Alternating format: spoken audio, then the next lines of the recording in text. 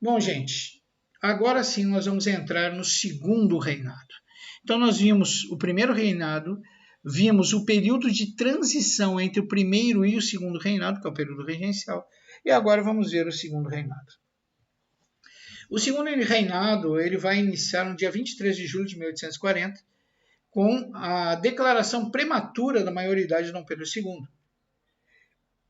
E ele vai encontrar seu fim, o segundo reinado, em 15 de novembro de 1889, quando é proclamada a República por o nosso amigo Teodoro da Fonseca. Quando o Império do Brasil finalmente vai ser derrubado, pela proclamação da República. O regime monárquico novamente consolidou-se com a ascensão de Dom Pedro II. A figura de Dom Pedro II vai ser o eixo principal desse período. O prestígio internacional que o Brasil alcançou nessa época e o seu progressivo desenvolvimento social e econômico foram em grande parte devido à firmeza com que Dom Pedro II conduziu os destinos de nosso país. Pessoal, ao contrário do pai, que não tinha nenhuma preparação para ser imperador, o nosso amigo Dom Pedro II vai ser preparado desde os 4 anos de idade para assumir como imperador do Brasil. Ele conhece botânica, ele sabe sobre diplomacia, ele conhece sobre estratégia militar, ele é fluente em mais de 8 idiomas, ele conhece engenharia, ele conhece preceitos de medicina, ele é um botânico praticante e, principalmente, o nosso amigo Dom Pedro II era um nacionalista, ele era extremamente apaixonado pelo Brasil e foi condicionado a levar uma vida simples, Ele sempre falava que um homem não precisava mais que 2 botas e 2 fardas. Então, uma figura bem diversa do seu pai, Dom Pedro I. Bom, em 1847 foi criado o cargo de presidente do Conselho de Ministros, que seria o chefe do ministério encarregado de organizar o gabinete do governo. Assim, o imperador, em vez de nomear os ministros, passou a nomear somente o presidente do conselho. E era o presidente do conselho que escolhia os demais membros. Isso foi muito bom, porque evitava o desgaste político do imperador, sem que este tivesse diminuído a sua autoridade. Então, ele não tinha o desgaste político de escolher os membros do ministério, os demais membros do ministério, e assim desagradar os que não foram escolhidos, e ao mesmo tempo ele não perdia a sua autoridade, porque era ele quem escolhia, veja que interessante isso, era ele que escolhia o ministro, ou presidente do conselho, que escolhia os demais membros do ministério. Então, realmente foi uma jogada muito boa essa. A política externa e as campanhas militares. Bom, nesse período se consolidaram 2 partidos políticos, o liberal, defensor de um poder local forte, com autonomia das províncias, e o conservador, defensor do fortalecimento do poder central. Ambos representantes dos proprietários rurais. Nossa política externa, então, passou a ter prioridade, orientando-se no sentido de evitar o fortalecimento da Argentina, do Uruguai e do Paraguai, mantendo-se o equilíbrio sul-americano. Com isso, Dom Pedro II vai procurar se aproximar dos 2 partidos, ora nomeando ministros liberais, ora nomeando conservadores. Por temer retaliações por parte da Inglaterra, o imperador vai se afastar dos conservadores e vai apoiar a presença dos liberais no governo. As campanhas platinas. A região platina é formada pela Argentina, Paraguai e Uruguai. Os rios que banham essas regiões são o melhor caminho para se alcançar, vamos dizer assim, certas regiões do interior do Brasil, especialmente a região do Mato Grosso. Se tu partisse, vamos dizer, do Rio Grande do Sul em direção ao Mato Grosso, provavelmente não chegasse ao seu destino porque teria que passar por animais selvagens, doenças tropicais, doenças da mata, por índios, e por aí, por saqueadores. Então, era muito mais seguro, rápido, a navegação via rio em direção ao Mato Grosso. Então, para se atingir o Mato Grosso, era um elemento fundamental, a navegabilidade dos rios que estavam nesta região. Então, preocupada com a livre navegação no Rio da Prata, Dom Pedro II vai enviar para a região um contingente militar sob o comando de Caxias, que vai vencer as forças uruguaias. A estabilidade econômica. Nós vimos que tanto o Partido Conservador como o Liberal eles viviam em constante luta pelo poder. Isso provocava grande instabilidade política no Brasil, né? E Dom Pedro II, para obter a estabilidade política, ele cria um sistema de rodízio no poder. Então, por 4 anos governarão junto com Dom Pedro II os liberais, e nos outros 4 anos governarão junto com Dom Pedro II os conservadores. Tal fato vai trazer a estabilidade política ao país. E essa estabilidade política vai permitir uma estabilidade social e estabilidade econômica. Bom, nós não podemos esquecer que Dom Pedro II ele restaura aquele poder moderador, né? Na realidade, quem restaurou nem foi ele, foi no período regencial. Mas ele faz uso do poder moderador, só que ele não governa absolutamente, ele não é um rei absolutista, apesar de ter condições de ser. Ele usa o poder para se manter no poder sem a truculência, sem o absolutismo, sem o autoritarismo de Dom Pedro I. A lei das terras. Outro problema que Dom Pedro II enfrenta é o problema da grilagem. Aliás, esse problema existe até os dias atuais. As atrocidades cometidas em nome da obtenção de terras eram constantes no interior do Brasil. Grandes proprietários se apossando das terras de pequenos proprietários se unindo e atacando grandes proprietários, e por aí vai, né? Então, Dom Pedro II vai resolver esse problema através das leis das terras. Como assim? A lei das terras, ela dizia claramente que o proprietário da terra era aquele que possuía a escritura dessa propriedade, né? Então, se tu possuía a escritura da propriedade, tu era o dono daquela propriedade. Pessoal, me deem só um minutinho aqui, eu vou pedir licença a vocês, vou parar a aula só por um minutinho, porque a bateria do notebook está acabando, eu vou colocar aqui na tomada. Me deem um segundo.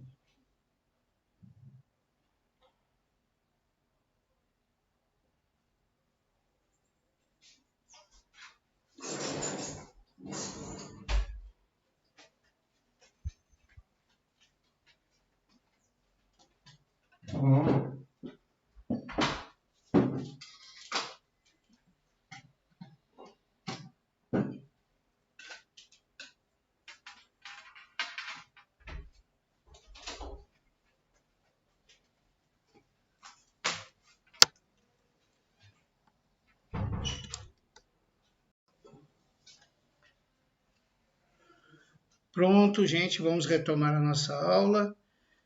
Como eu estava falando para vocês, um dos grandes problemas que Dom Pedro II enfrentava era o problema da grilagem, os conflitos que ocorriam na zona rural, com os grandes proprietários tentando tomar as terras dos pequenos proprietários ou os pequenos proprietários se organizando para a defesa das suas terras e combatendo os grandes proprietários. Para resolver esse problema de quem realmente tem a posse da terra, Dom Pedro II estipula a lei das terras, que de uma maneira bem simples determina que o proprietário da terra é aquele que possui a sua escritura. Teoricamente, a lei das terras iria resolver o problema da grilagem no Brasil. O problema é que a escritura das terras era extremamente difícil para os pequenos proprietários, porque ela era muito cara. Ela era extremamente dispendiosa. Logo, apenas os grandes proprietários tinham recursos para registrar e obter a escritura das terras. No fim, os grandes proprietários, através da corrupção dos centros de cartórios, eles vão conseguir registros de terras que pertenciam a pequenos proprietários. Primeiro, pela corrupção das áreas de registros de terras, e segundo, pelo poder econômico que esses tinham para escriturar as terras, coisa que os pequenos proprietários não possuíam. Então, na realidade, essa boa ideia de Dom Pedro II, que é a lei das terras, que dono da terra é aquele que possui essa escritura, acaba se tornando um instrumento na mão dos grandes proprietários para se apossar das terras dos pequenos proprietários dentro da lei, ou seja, assumindo a revelia da vontade e do conhecimento do pequeno proprietário suas terras, porque o grande proprietário tinha dinheiro e condições de escriturá-las e o pequeno proprietário não. Então, essa lei das terras é um bem que veio para a mão. A lei Alves Branco. Então, o Brasil tinha sérios problemas econômicos devido ao desequilíbrio da nossa balança comercial. O Brasil sempre importava mais que exportava, né? Para tentar amenizar isso, o Dom Pedro II, junto com o ministro da Fazenda, Manuel Alves Branco, ele vai criar a tarifa Alves Branco. Essa tarifa Alves Branco ela vai ser assinada em 1844 e vai estabelecer que cerca de 3.000 artigos importados, então a partir de 3.000 artigos importados, se pagariam taxas que variavam de 20% a 60% do valor bruto desses artigos. Então, o nosso amigo Dom Pedro II ele está revendo aquela abertura de portos e está voltando a taxar tributos sobre os produtos importados. Por tabela, ele vai provocar a valorização dos produtos nacionais. Mas tinha um problema que Dom Pedro II enfrentava. Aliás, esse problema o perseguiu em quase todo o segundo reinado. Vocês podem ver que Dom Pedro II era extremamente hábil, ao contrário do pai, né? Ele era extremamente hábil. Ele resolveu as disputas políticas com alternância no poder. Ele resolveu a instabilidade militar do sul do país, mantendo um contingente armado sob o controle de Caxias, para que os interesses do Brasil fossem respeitados na região do Cone Sul. Ele manteve o Brasil numa posição hegemônica de controle político na América do Sul. Ele criou uma lei que tinha como objetivo reduzir os problemas da grilagem e os problemas de conflitos armados no interior do país. Ele criou a Lei Alves Branco, que essa lei voltou a tarifar produtos estrangeiros com o objetivo de reduzir o desequilíbrio na balança comercial brasileira e também de valorizar os produtos nacionais. Dom Pedro II foi hábil e foi eficiente em quase todas as suas medidas, mas o Brasil tinha um problema que Dom Pedro II não sabia como contornar. Esse problema era a escravidão. O Brasil estava às portas do século XX e possuía o maior contingente de escravos do mundo. O Brasil era totalmente dependente da mão de obra escrava. E pior que isso, a nossa sociedade era escravista. Ter escravos era sinônimo de status social e político. E também não podemos negar as relações promíscuas que acabaram se estabelecendo entre senhores e escravos, que dão origem a uma população mestiça, que é a realidade de nosso país. Bom, essa sociedade escravista que gostava de ter escravos, ela não admitia a ideia de um processo abolicionista, né? Ela não admitia a ideia de perder os seus escravos. Essa sociedade não se via sem a mão de obra escrava, né? Então, a questão da abolição no Brasil era uma questão amaldiçoada. A palavra abolição não podia ser proferida sem se ofender as elites e a classe média brasileira. Mas a Inglaterra, que já havia perdido com a Lei Alves Branco, Dom Pedro II voltou a taxar os produtos importados. Vocês lembram que a Inglaterra antes tinha um lucro terrível dentro do Brasil pela abertura dos portos brasileiros, na época de Dom Pedro I, em que os produtos ingleses entravam aqui sem pagar tributo nenhum. Né? Mas agora, com a Lei Alves Branco, os ingleses vão perder parte da sua lucratividade pagando tributos. Então, os ingleses querem compensar essa perda. Os ingleses sempre foram visionários. Eles veem o Brasil um país de dimensões continentais. Vem a população do Brasil crescendo exponencialmente. Então, eles acreditam que futuramente o Brasil será um grande polo de consumo dos seus produtos manufaturados. No entanto, para aumentar esse mercado consumidor, os ingleses desejam diminuir a quantidade de escravos e aumentar a quantidade de trabalhadores assalariados. Por quê? Porque escravo não tem salário. Se não tem salário, como é que vai comprar os produtos ingleses? Então nós vamos ver que a Inglaterra ela vai começar a exercer pressão política e econômica sobre Dom Pedro II, para que Dom Pedro II venha abolir a escravidão no Brasil.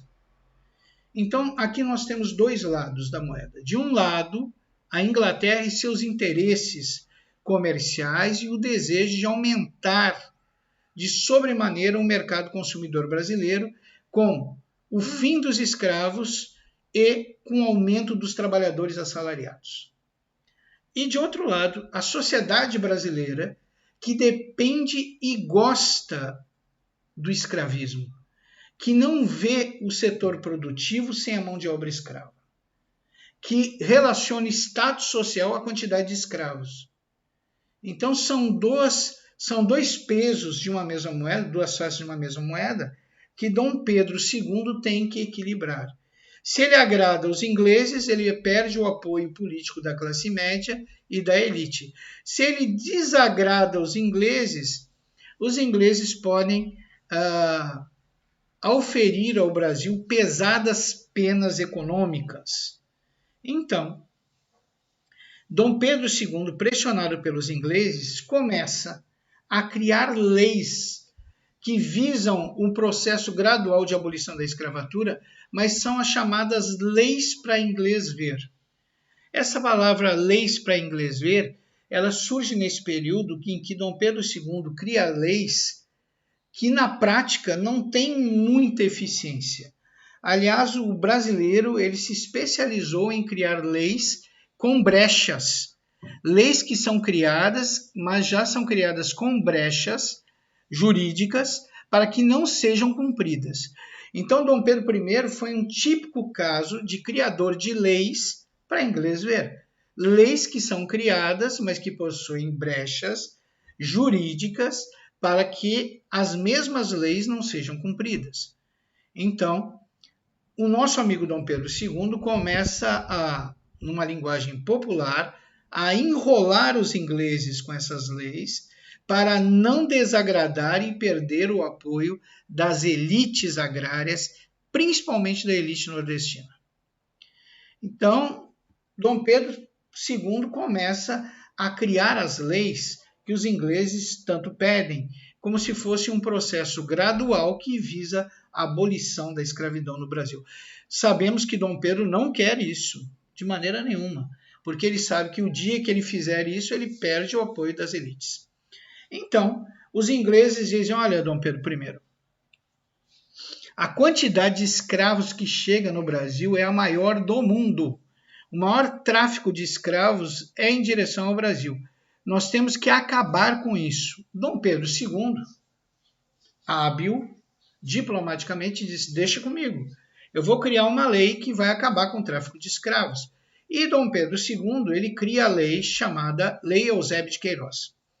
Essa lei, aparentemente, ela acaba com o rentável tráfico de escravos, porque a lei, em resumo, dizia que todo escravo que chegue a um porto brasileiro, no momento em que ele botar o pezinho dele no porto brasileiro, ele será declarado automaticamente liberto.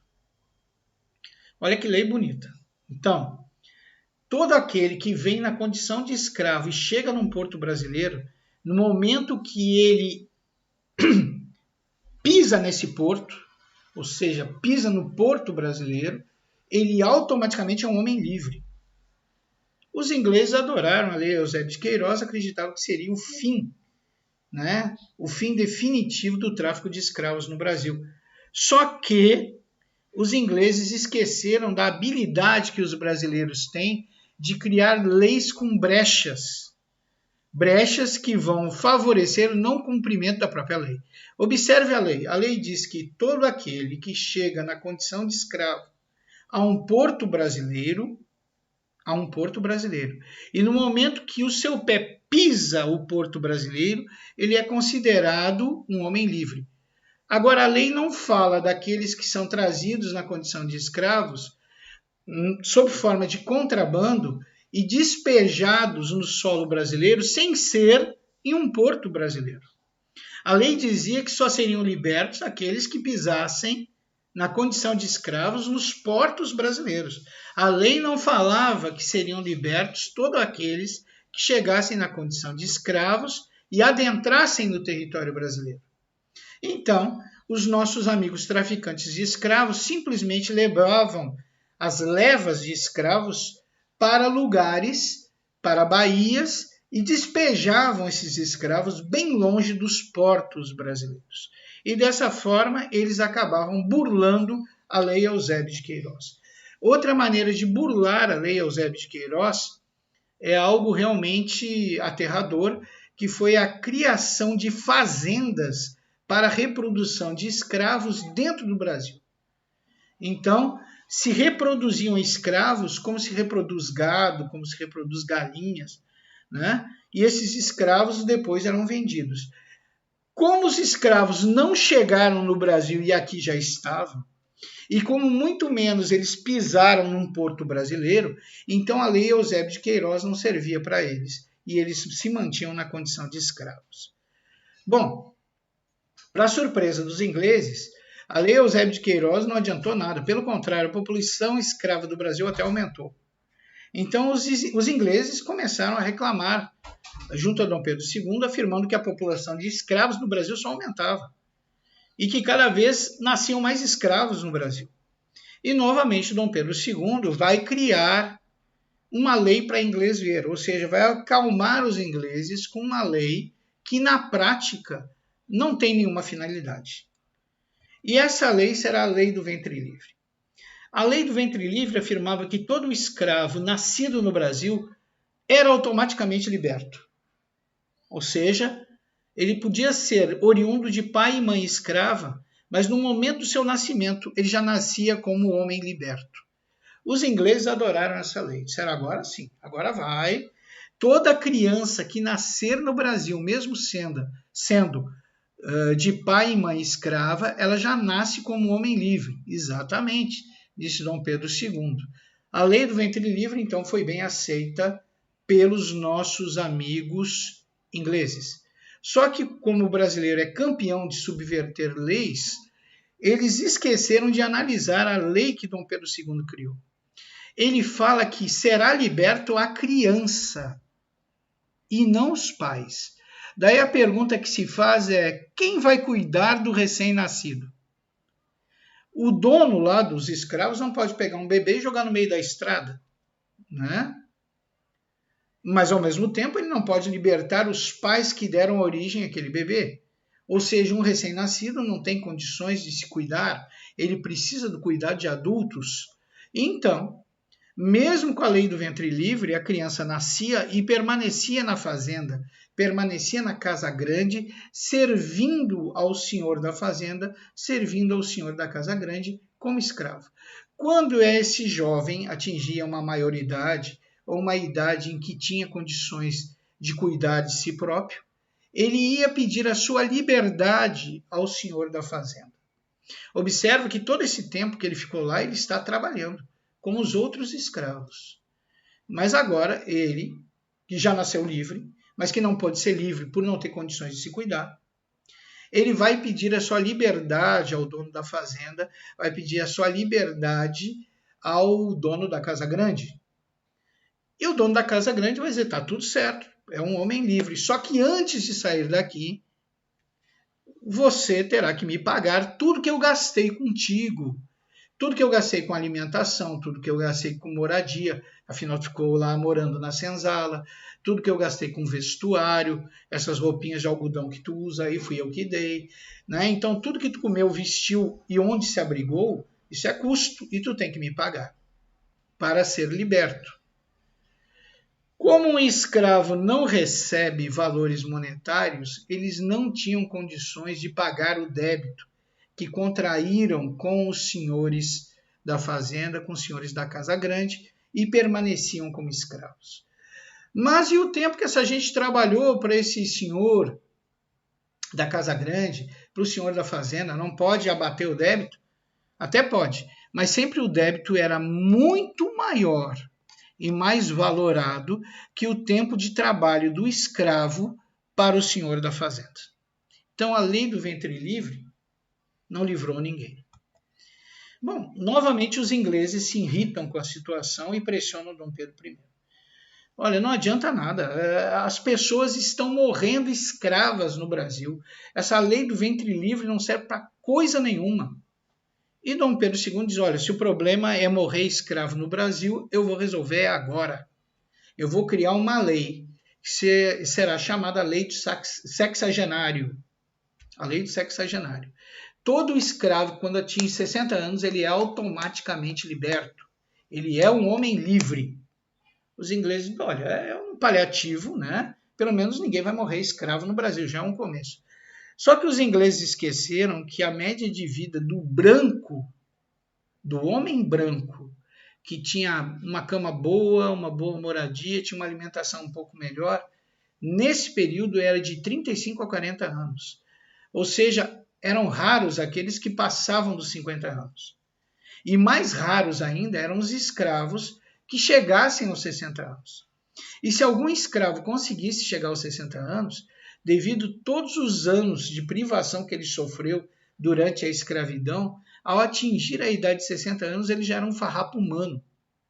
Pegar esse escravo e jogar no meio da estrada era até um favor que se fazia aos senhores de escravos, porque ele não teria que, na velhice, sustentar esse escravo que já de idade avançada não conseguia trabalhar, não tinha mais condições de trabalho como os demais.